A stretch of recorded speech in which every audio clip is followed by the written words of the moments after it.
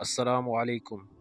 परेशानियों, मुसीबतों और नुकसानात को भूलना सीखें। एक बूढ़ा आदमी कांच के बर्तनों का बड़ा सा टोकरा सर पर उठाए शहर बेचने के लिए जा रहा था।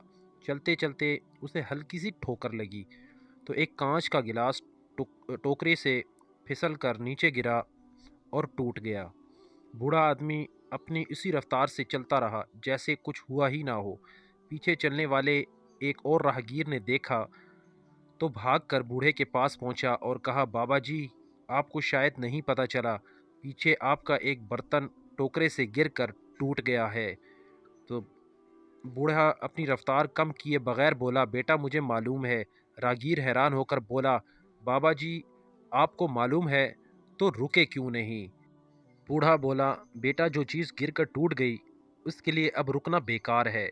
बिलफर्ज मैं अगर रुक जाता, टोकरा ज़मीन पर रखता, इस टूटी चीज़ को जो अब नहीं जुड़ सकती को उठाकर देखता, अफसोस करता, फिर टोकरा उठाकर सर पर रखता, तो मैं अपना टाइम भी ख़राब करता, टोकरा रखने और उठाने में कोई और नुकसान भी कर लेता, और शहर में जो कारोबार करना था अफसोस और तासुफ़ के बायस वो भी ख़राब करता। मैंने टूटे गिलास को वहीं छोड़कर अपना बहुत कुछ बचा लिया।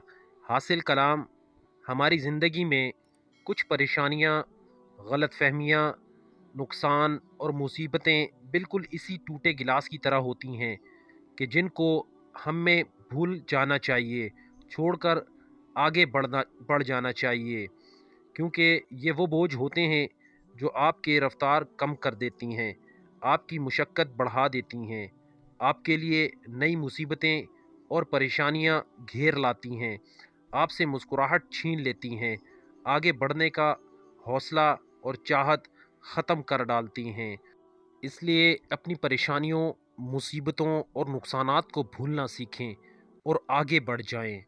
वस्सलाम।